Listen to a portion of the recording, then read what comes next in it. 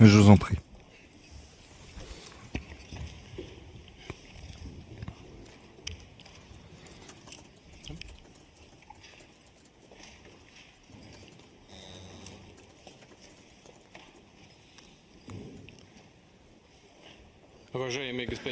Monsieur le Président, chers amis, nous sommes très heureux de vous voir et je veux tout d'abord, au début de notre entretien, vous remercier de votre décision de participer à la manifestation commémorant le 80e anniversaire de la Grande Guerre patriotique.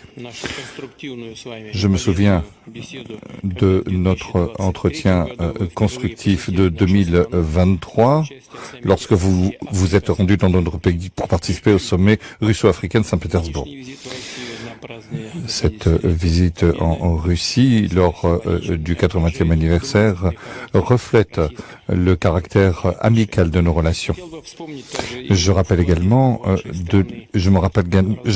la contribution dans la défaite de l'Allemagne nazie et de ses satellites. Plus de 30 000 habitants du Burkina Faso ont fait partie de la coalition anti-Hitler qui se sont battus aux côtés de la France auprès de Charles de Gaulle, du légendaire Charles de Gaulle. Aujourd'hui, ce qui nous unit, c'est la lutte contre l'extrémisme et le terrorisme. Il s'agit de restaurer l'ordre constitutionnel face à des groupes radicaux dans certaines régions du Burkina Faso. Au cours des 2 dernières années, nous avons fait des progrès importants dans le cadre de notre collaboration dans divers domaines. Fin 2023, après plus de 30 ans d'interruption, l'ambassade de Russie à Ouagadougou a été ouverte. J'aimerais dire que nos échanges sont encore modestes, mais ils augmentent et c'est une tendance encourageante que nous souhaitons voir se poursuivre. Il s'agit de travailler au renforcement de nos relations économiques et d'échanges commerciaux.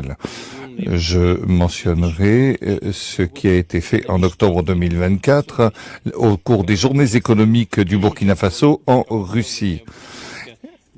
Une délégation a été accueillie avec le Premier ministre. Nous avons créé une commission intergouvernementale et à la fin de l'année dernière, nous avons créé aussi un groupe de travail. Nous allons continuer à aider votre pays dans la préparation et la formation de nouveaux cadres en 2024 et 2025. Le quota des bourses russes pour les citoyens du Burkina Faso va être multiplié par 2. 27 étudiants seront accueillis, 27 étudiants supplémentaires sur le compte du budget fédéral. S'agissant des relations culturelles, à Ouagadougou, nous avons ouvert en 2024 la maison russe où est enseigné le russe. Nous avons aussi un potentiel de coopération en matière de santé. Le 24 et le 25 avril, Madame Popov s'est rendue à Ouagadougou. Elle s'occupe des conditions et de développement de laboratoires scientifiques à Ouagadougou. Nous souhaitons poursuivre ces efforts. L'année dernière, nous avons livré 25 tonnes de blé et nous souhaitons livrer d'autres denrées alimentaires. Nous enregistrons également une coordination de nos efforts sur la scène internationale avec le Burkina Faso. Nous avons également tenu des consultations avec les pays de la Confédération des pays du Sahel, comme en témoigne l'événement qui s'est déroulé en avril de cette année à Moscou. Je vous remercie de votre attention.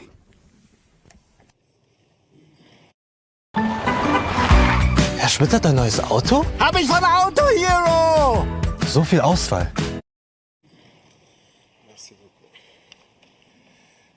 Zdravia, Jelayo Tavares, présidente. Camarade président, J'espère que je prononce bien. Et c'est un honneur d'être là donc à la célébration du 80e anniversaire de la victoire de la Grande Guerre. Et je tenais donc à vous féliciter et vous remercier donc pour cette invitation qui est un symbole pour nous. Et au cours donc de ma présence ici, je dois avouer que j'ai appris beaucoup de leçons. Cette séance que j'ai pu assister avant le dîner la veille, la séance culturelle, m'a fait comprendre que l'histoire et la culture sont le socle pour bâtir une armée forte et résiliente. Nous avons pu voir ensemble tous les sacrifices que le peuple soviétique a consentis pour que nous soyons dans un monde libre aujourd'hui. Et nous tenons donc à vous dire merci pour cette invitation, parce que ce sont des moments qui nous ont permis aussi de réfléchir à notre situation et de penser à de nouvelles perspectives. Et sur ce, je pense que les obstacles que nous avons aujourd'hui devant nous ne doivent pas nous arrêter. Et les obstacles sont une bonne chose en quelque sorte que nous devons surmonter. La preuve, je pense qu'avec toutes les sanctions contre la Russie depuis un certain temps, la Russie arrive à développer un mécanisme interne qui lui place donc au devant de la scène internationale. Et nous prenons bonne note de ces leçons que nous avons donc apprises ici.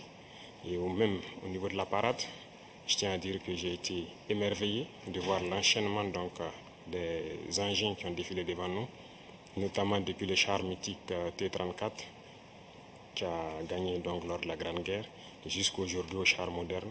Combien donc l'armée russe s'est modernisée, combien la technologie donc a participé à renforcer cette armée. Et dans ce cadre, nous souhaitons que la coopération que nous avons puisse se renforcer de façon exponentielle. Je vous remercie déjà pour tout ce qui est fait pour nous, notamment ces bourses d'études qui sont octroyées au Burkina et qui vont s'accroître.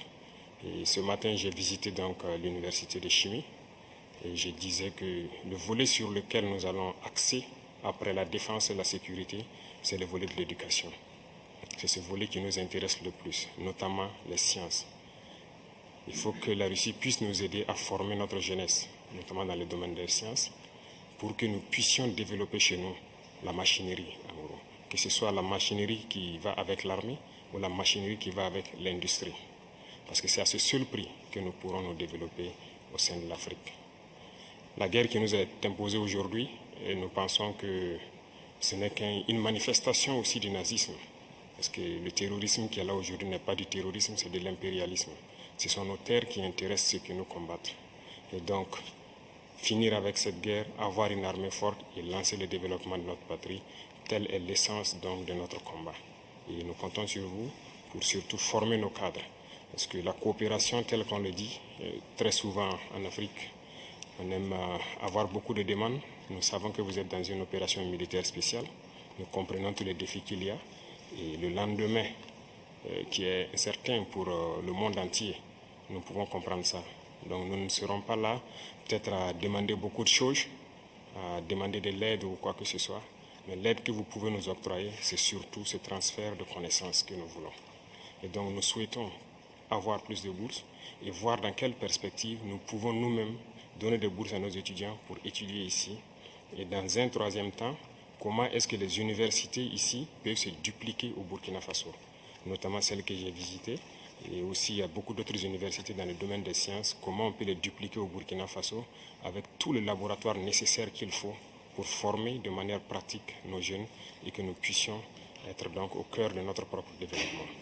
Donc c'est la demande essentielle que nous avons actuellement dans le contexte que nous vivons pour pouvoir transformer tout ce que nous avons sur place, produire beaucoup de choses nous-mêmes et que le Burkina Faso soit un hub où beaucoup de jeunes Africains vont venir et apprendre aussi la science. Parce qu'ici en Russie, vous avez d'éminents scientifiques et il y a eu beaucoup de savants que nous continuons donc d'étudier leurs œuvres. Et je pense que c'est un havre où nous pouvons soutirer la science pour nous développer. L'autre chose, c'est surtout dans le domaine militaire. Nous avons beaucoup de projets avec donc, le ministère de la Défense Nous souhaitons donc